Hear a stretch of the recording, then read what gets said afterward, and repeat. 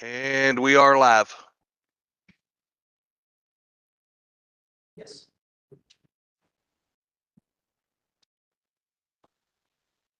Okay.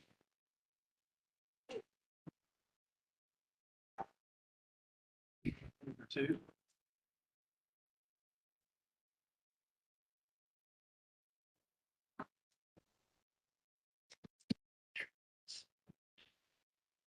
This would be great.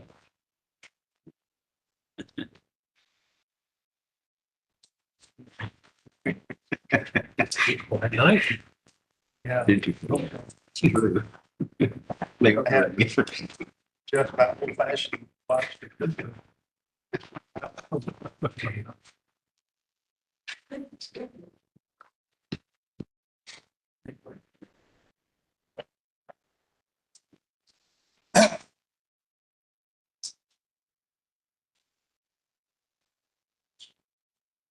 Chief, did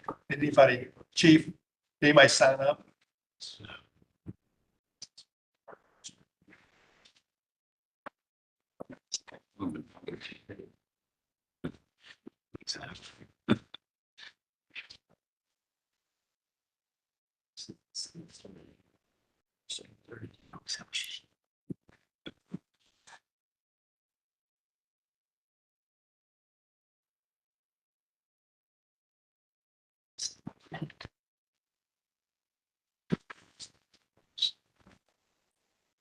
One minute.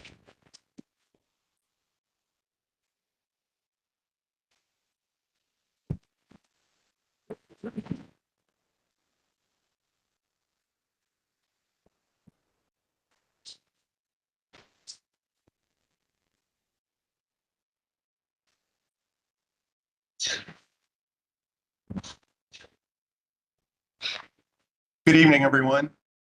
7 o'clock, I'll call to order the City of Prospect City Council regular meeting for Monday, January 8th, 2024. The first item on the agenda is our special guest, Louisville Metro District 16 Council Member Scott Reed. Scott? Yes. Remember the football game? I hope in 5 minutes. Thank you, everybody. Scott Reed of the Council in 16th District. This is going into my 8th year on the council. Those who don't know where the 16th District is, with redistricting, it's starting out knocking the valley and it goes all the way to Prospect to Bugle County line. And I have, I think, the second most suburban cities, and 14 and Prospect is one that I proudly represent. So thank you all for tonight. Is that Thank you. That's just. Hello. Okay, got it. People who are on WebEx, on YouTube. So what I like to do, and thank you for allowing me a little bit of time, is just to let you know a little bit about what's going on downtown and around the district here. Lots of things going on. First of all, we passed in July a budget that was close to 1.2 billion. And just to give you some perspective, the JCPS budget is 1.8 billion. So the school system is actually much bigger than the Metro Louisville. Now, the 1.2 is capital and operating budget, but it also includes grants from the federal government. So things that are very important to me, obviously, the number one thing is public safety. And we fully fund LMPD. As long as I'm on the Metro Council, I'm going to support LMPD. There is a push for a new police headquarters, which is badly needed. The corrections department is really, as far as the facility, I don't know if anybody's actually seen the facility. Hopefully you've not been inside the facility, but I've actually toured the facility and it's not good. So we do need a new facility because there's lots of turnover in corrections. And one of the reasons is that the working conditions are not good. So I wanted also to say that Mayor Greenberg has been in office now for about a year. And his approach and the way that he's interacted with the Metro Council is, quite frankly, it's been a breath of fresh air. I mean, in the 6 or 7 years that I was on council with the previous mayor. I may have heard from him one time on a phone call. And that was to congratulate me on my first election. Mayor Greenberg reaches out to us. He has deputy mayors that are former council people, like Barbara Sexton Smith and Nicole George and David James. So they know that for him to get anything accomplished, they need buy-in from the Metro Council. So I've been very impressed with his willingness to reach out. Now, there are going to be some serious policy differences down the road, and I want to talk about one of them right now that I think the city of Prospect needs to know about. Has anybody looked at his affordable housing proposal, the mayor? Yes. Okay, so just some a big number, and to be able to afford what he wants, they're going to be tax increases. You know, the mayor, previous mayor, wanted a property tax increase and wanted the insurance premium tax increase. But the biggest thing is that now the default zoning classification on land is R4 single home. Okay, so if a developer wants to come in and build apartments, then that goes through the Planning and Zoning Commission, and then comes to the Metro Council Planning and Zoning Committee, which I'm vice chair of, for a vote. What Mayor Greenberg and his proposal is calling for is that default classification will go to R4 multifamily. Okay, so that's the default, which means what that means to you and everybody else is that it would go through BOZA and the Planning Commission, but it would not come to the Metro Council for any kind of vote. So if, for example, you know, there was a big plot of land over here and a developer wanted to come in and develop it into 700 apartment units or something to that effect. Yes. Then that would not come to the Metro Council for vote. So I personally, I do not feel as though that's something that I can support, but just to let you know, that's coming down the road and there's going to be a big debate on it next year. So, one of the things also that I get a lot, and by the way, this is Jared Towns, legislative assistant. Debbie Carroll was my legislative assistant for the first 6 or 7 years and was my predecessor's legislative assistant. And she up and retired. So Jared came from Robin Ingalls district, and I can never remember which, 23, 22, and has done a fantastic job. So he knows the legislative process and you know, understands who to talk to in the various agencies. So he does a very good job and is a good contact. So one of the things that I get asked about a lot, even though it's technically not in my district or District 16, is the VA hospital and the construction that's going on around VA hospital. The VA hospital, just to give you a little bit of background, the zoning on that happened several years ago. I mean, we're talking about around 2012, 2013. It's a federal project. Everyone knows that. So that did not really come to the Metro Council for a vote per se. It did come in for some height variances and so forth. The road improvements around the VA hospital primarily are being managed by the state, not by Metro Louisville, because they are, you know, state roads, and obviously this is a state federal project. So the state has acquired the land finally around the VA hospital, and will start construction. However, that's the good news. The bad news is that by the time it gets started, the hospital actually will be up and operating. So I do anticipate some traffic issues moving forward. Again, we don't manage the process, but we do get a lot of inquiries about it. And if anybody from Prospect wants to know more about it, they can subscribe to my email address, and we will get them on the email newsletter list. We sent an email out 2 weeks ago with an update, as we understand it. And Ken Fleming, who does a great job also, he gets these, he gets updates and he'll send them on to me, and then we'll let people know. But, I live in Green Spring, which is pretty close, and I go down 42 daily, so I get impacted by the traffic. So if your constituents want to know about it, if they travel downtown, just let them talk to us about it. Um,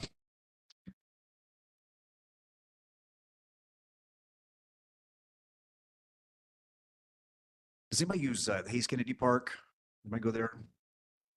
Okay, so Hayes Kennedy is going to get a major facelift next year.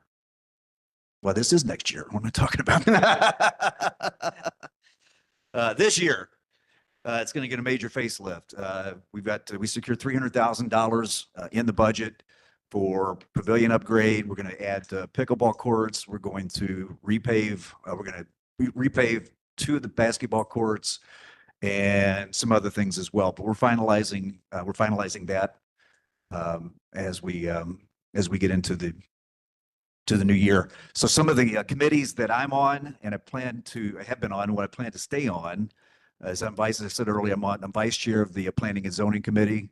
I feel that's very important to the district because there's a lot of development coming out here and I want to be a part of it. I want to be in the know on it, and I want to be able to work with developers if I can to get as much as I can and for the district with binding elements and so forth. I'm also on public safety, and I'm on government accountability and oversight. And I'm also part of the Republican caucus leadership. I'm the vice chair for what that's worth. So with that, that's a brief update on what's going on around the district. I can get a lot more detail if somebody wants to talk to me offline, but does anyone have questions? Any questions for Scott? I have a comment. I think you do a great job with that newsletter. Thank you very much, Frank. I really appreciate that. It's very helpful. Thank you. If no council member has a question, when we were at the Jefferson County League of Cities, we heard the mayor speak. And one thing that concerned me is like 8 words. He said that they were going to connect US 42, Lewis and Clark Bridge. I was a county commissioner 20 years ago when all that took place. And there was a firm, ironclad commitment by the people at that time that there would not be an interchange in Prospect or at Prospect. Mhm. What do you know about it? Do you have any idea what the configuration would be? What's that all about? I have not heard anything yet. So, but you're saying Mayor Greenberg said this? Mayor Greenberg mentioned this? We'll reach out to him, get some clarification. No problem. Yeah, that'd be great. That was at the Jefferson County League of Cities dinner. And it was in his prepared remarks. Okay. I've got a copy of those. I'll email it to you. Would you please? Yeah. Thank you, Mayor. You want to- Scott, I wanted Yes, to sir. commend Debbie Carroll for all the help she gave us over the years. And we're very appreciative of that. I will let you know that. I will tell you, she really didn't want to retire, but the way that the pension system works is that if she didn't, I probably shouldn't say this, but if she didn't retire, she told me that it would actually cost her money. So she loved her job. Jared has big shoes to fill there. Well, he's doing a great job. Good. Fantastic job. They're both UK fans, but we won't have to let that slide. But anyway, anyone else? Scott, Yes, Frank. going back a few years, we had a conversation that some of the funding for the subject matter was the affordable housing, the funding from Metro, that Metro borrowed that money. Yes. So the Affordable Housing Trust Fund this year is somewhere in the neighborhood of 20 million. Right. And that's all bonded. Yes, that is correct. As well as the money for roads. That's all bonded. Now, one of the first things I asked was, what's our bonded ratio toward, cash reserves, et cetera. And I'm not an accountant, but I'm told that we're in the safe range with regard to how much we actually borrow. Now, we'll say also that our friends to the north in Indianapolis, they pay for all of their roads through their general fund. So, but to answer your question, yes, that is bonded. We borrow money to give it away. That's right. And there was $37 million in additional affordable housing money that came from ARP that's going to go toward 30% of average median income, AMI. That's typically toward trying to get the housing for the homeless.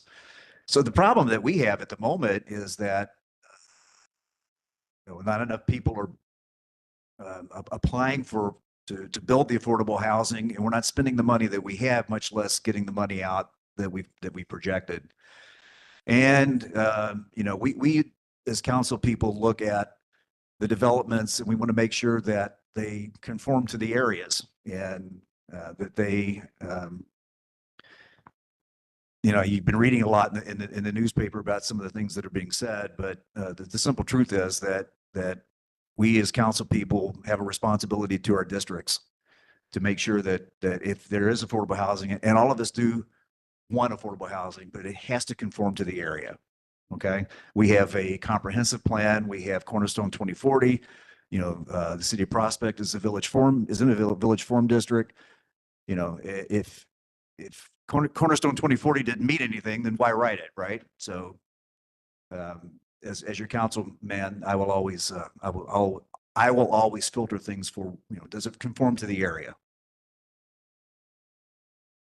Scott, thanks so much for all your help on all the different things we've worked on. We appreciate it. Thank you, Mayor. I really appreciate your it. relationship with us. Thank you.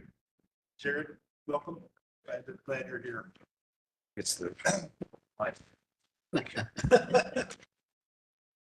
Next item on the agenda is approval of minutes. Approval of minutes of December 18 city council meeting. Those have been distributed. Is there a motion to approve? So moved. Second. And I should have asked any corrections. They look good. Okay, if not, all in favor, please say aye. Aye. Minutes stand approved. Thanks, Scott. Comments from citizens. No one signed up. We have citizens here. If anybody want to raise their hand and say anything, you're welcome to. Okay. So the next item on the agenda is the mayor's report. I'm going to comment briefly on two topics and then talk in a little more detail about looking back on 2023 and ahead to 2024. The first of the two brief items is the Art in City Hall, which we're having the opening on Sunday from 2 to 5 in this room and in the conference room. Some of the art's already in the conference room. It's going to be, I think, a very nice exhibition. There'll be food and drink on Sundays. Everyone's invited. Please attend, and please bring your neighbors and friends. And it'd be a terrific opportunity to visit with your neighbors and friends. I want to thank Kathy Sauer and her committee who've worked on this. They've done a great job. They're already looking forward to another exhibition, one that would be just Prospect artists. So then I also want to thank our co-sponsors, Kroger and the Chamber of Commerce, are working with us in supporting the Art in City Hall exhibition. The second short item I was going to mention was the dates of our council meetings. We are meeting 1 week earlier than usual because that's the way our ordinance is written. It says in January, we meet 1 week before the regular council meeting. And all other cases, if Monday is a holiday, we meet on Tuesday. So I think that we'll be presenting an ordinance for the council's consideration for first reading, probably at the next meeting, that won't have any application to anything until next January, but might put us in a little better calendar sequence if we adopt that. Okay, so I've been looking back today at 2023, and the first note that I made was the success of the pavilion and the playground in Little Hunting Creek Park. To me, that's the major news story for us of 2023. Community gatherings in Little Hunting Creek Park have included Kentucky Shakespeare's production of Hamlet. That was the day we dedicated the John Evans Pavilion. That was at the end of March. We had a 6-concert summer series, which was very successful. We dedicated Charlotte's Playground, and were able to time that at a time when Sarah Odell was back in the country and she was able to be here. We held a Law Enforcement Appreciation Day in the pavilion. We had a very fine Veterans Day event. We've had birthday parties, family reunions, and a neighborhood picnic. So the park is getting a lot of use, and a lot of community building is going on there. We've approved this year the stream crossing bridge for Heritage Creek Park. That contract is in place and that construction will begin soon and the bridge hopefully will be ready this summer. Planning is underway for boardwalk from City Hall. I mentioned this last month, from City Hall over to Putney Pond. KIPTA is helping us with the grant applications and they're, as I said last month, quite optimistic that we'll qualify for two $250,000 grants. So that would be a big head start on getting that project in place. So one thing that has occurred to me is that two aspects of our nation's economy have had a significant impact on prospects. And those are the labor shortage and inflation. The impact of the labor shortage was most clearly felt by the remarkable increase in the cost of solid waste removal, recycling, yard waste, and trash removal. So our previous 4-year contract was at $750,000 per year. Rumpke lost money for the last 18 months of that contract. They result of that, and they were the only bid. And the one reason they were the only bid is the labor shortage. So their bid for this year and the following 3 years went from $750,000 a year to $1.2 million per year. And that led us to change the level of service, which brought the cost back down to $740,000. So that's the change of service may not have been welcome, but I think anybody looking at the numbers would agree that it was practical and necessary. Inflation peaked about 1.5 years ago at 9%. It's now down to about 3%. And that influenced the cost of living adjustments that we made with regard to our police and our other employees, which were 7% for the preceding fiscal year, 3% for this current fiscal year. Related to the labor shortage is competition for police officers. That's a shortage, not just, it's a shortage across the country. Metro Louisville is down about 150 officers. We have got one vacancy that we're seeking to fill. There's a lot of competition. Our officers have been approached and offered substantially more money to move to Taylorsville or to Oldham County. So it's just the reality that we're going to have to face and deal with in the future. Our chief and assistant chief have got some very good ideas about how we can deal with that. But the reality is we're facing competition for officers.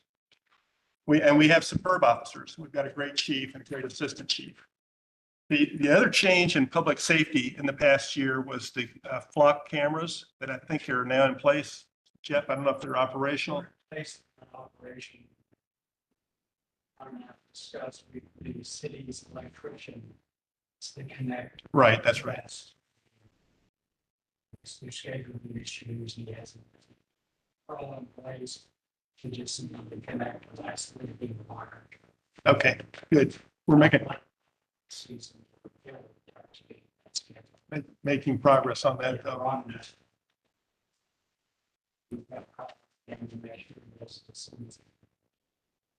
Appreciate that. I'll also mention that we had a vacancy on the council this past year. We're pleased to have had John Clark join us. So John, you're a welcome addition to the group. Appreciate all your work. So in 2024, I ran on the idea of supporting our police and our parks, and I've tried to be true to that pledge, but I also ran on walkability and connectivity. And so I'm going to try to turn my attention in 2024 a little more to the walkability and connectivity. And that's ties into the boardwalk, which is part of that. So that's where we are. That's my report. Any questions on any of that? Okay. Financial report. I did put the financial report on the agenda, but I probably should have held that off because, as you know, you haven't received any financial reports, being that we just this particular meeting fell too early in the month. And that's another reason I think the mayor's going to propose that we move January's meeting. But as soon as I get that report, I'll forward it on to you. And if you got any questions, I'll try to answer. Any questions for John? Okay, Commission and board reports, Ethics Commission. John?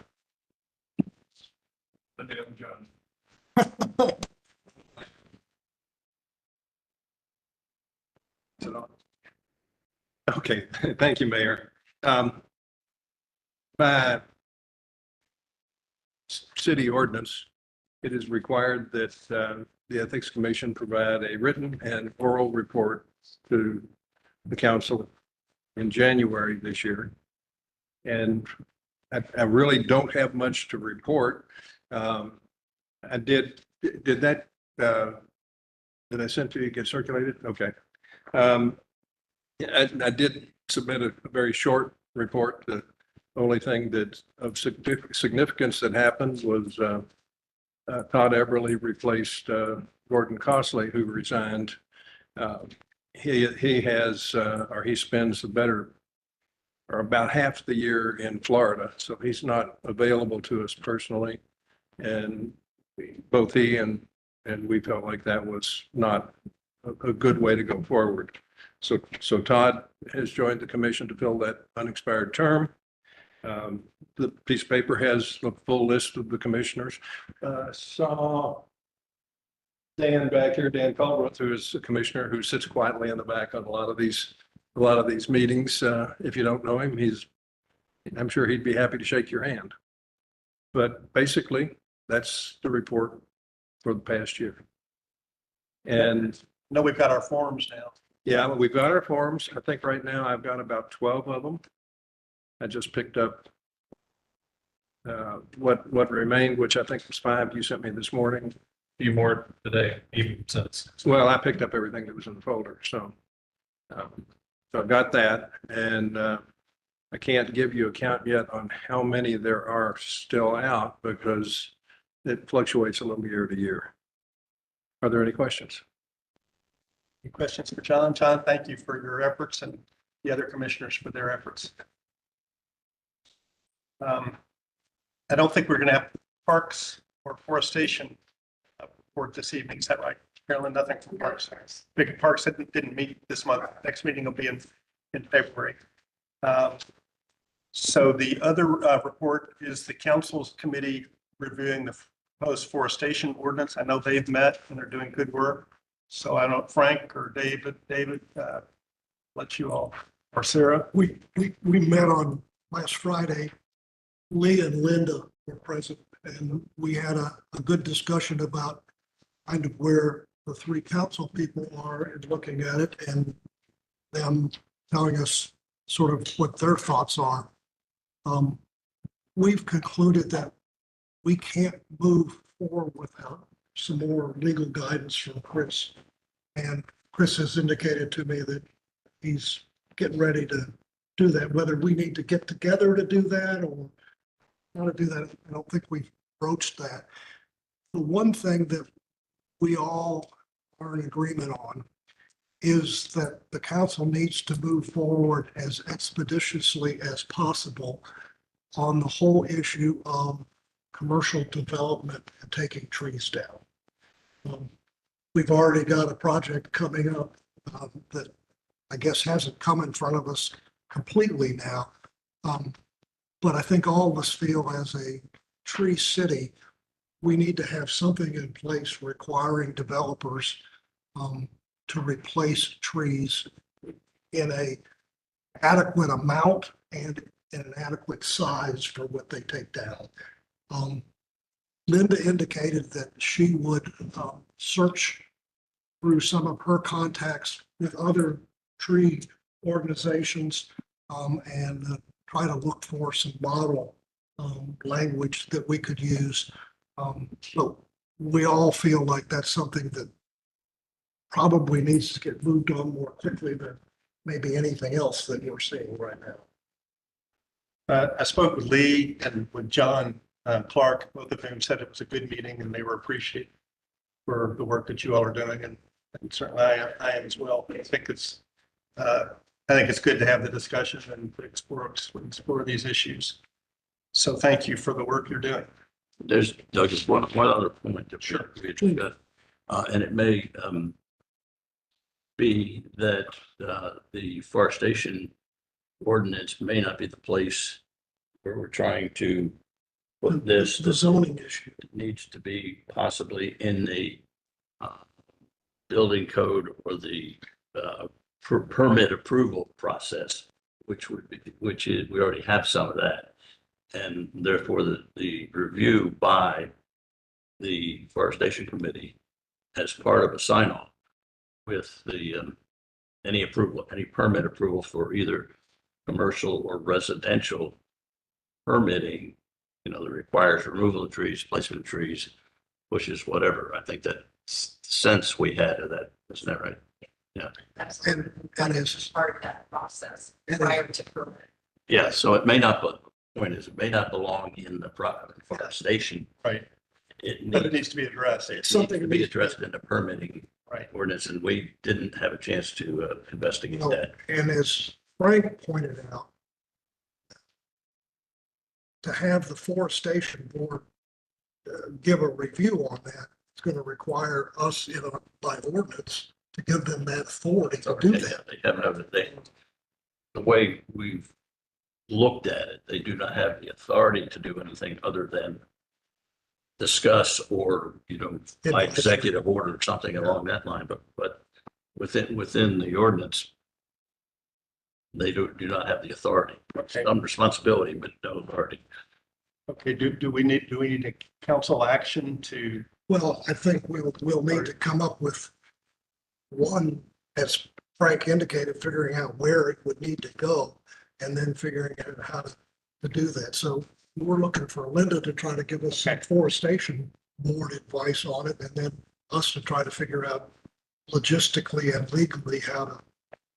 Right, the correct, Linda agreed, pretty sure that she would prepare a criteria for permit review by them relative to species of trees and what you can't have, location, et cetera, that type of thing as part of the permit drill.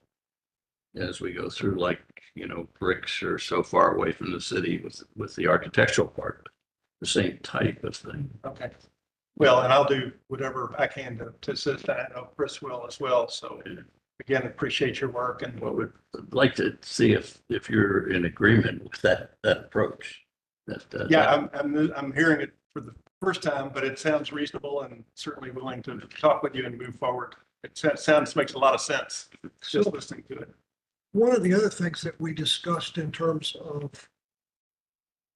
the commercial development, taking trees out and us requiring them to replace them with the appropriate kind of tree and the appropriate size kind of thing, was if the development precluded a one-for-one replacement, would we still require them to produce that number of trees? And then we could take the surplus that they couldn't put on the property and Plant them somewhere else. plant it somewhere else. Because if we're going to be a tree city, we need to take that thought process seriously.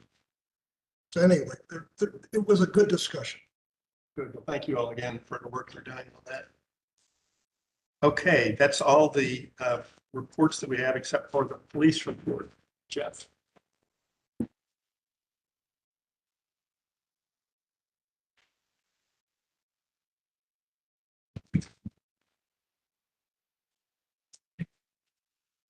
Okay, the regular stats for the month are basically very similar to previous months, pretty quiet. The house checks, again, are increasing over prior years.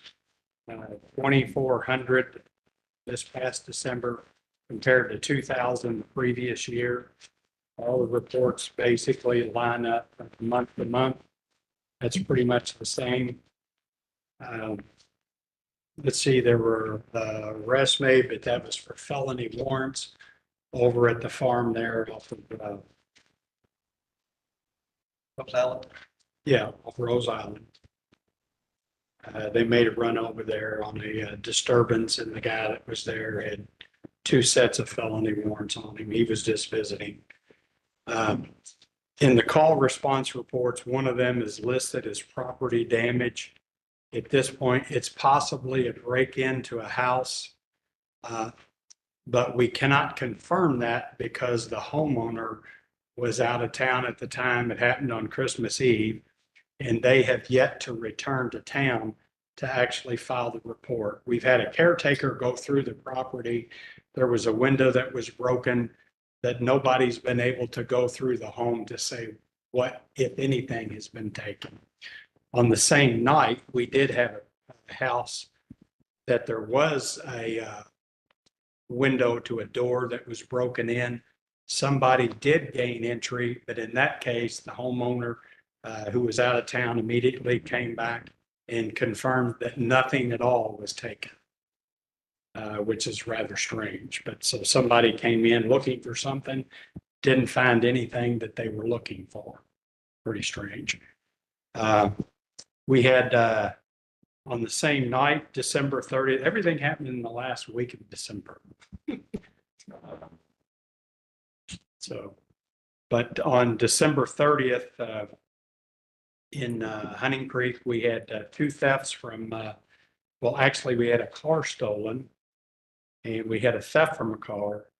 Both of the vehicles, again, unlocked, and the car that was stolen, they left the key fob in the car. So all they did was get in the unlocked car, press the button, it started. So they got the car, a computer, and a free ride someplace. It has been seen on flock camera in the West End, just once or twice, and the car hasn't shown up again. So somebody parked it after they saw it on flock. And let's see, I guess that is it really for the reports.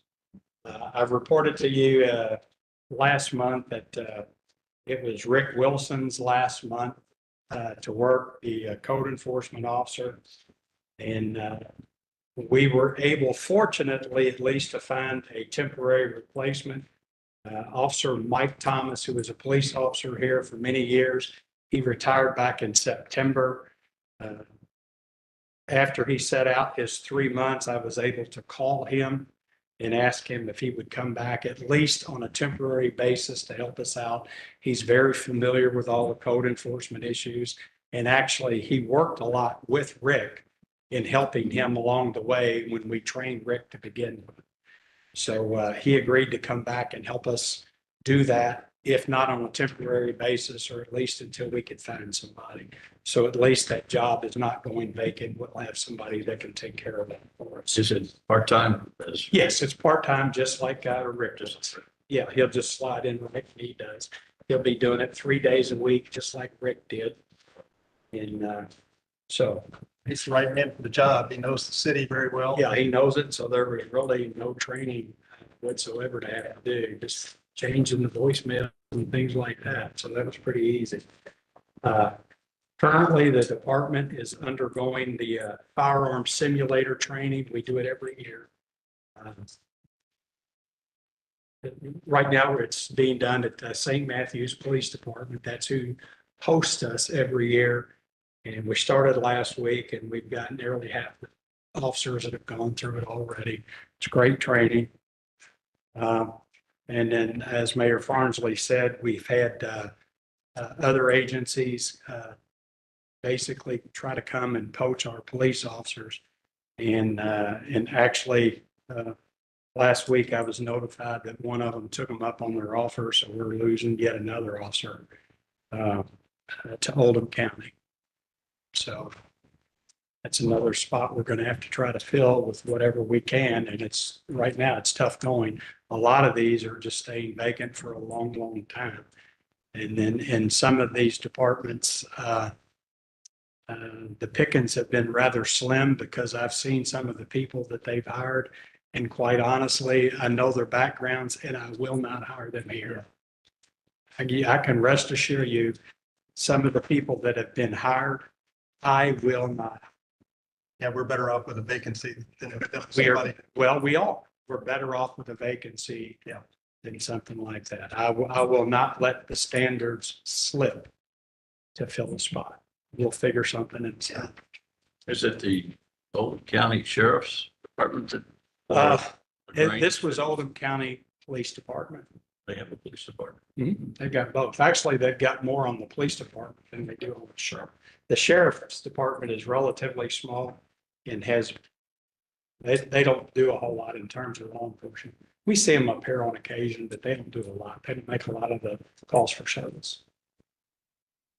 Any questions for Jeff? Thank you, Chief. I wish the news was better. It's good. Thank you. So next item on the agenda is unfinished business. I don't think there's any unfinished business. Next item is new business. I don't know of any new business. Motion to adjourn. Is there a second? Second. Second. All in favor, please say aye. We're adjourned. Thank you, everybody. Because people. That's right.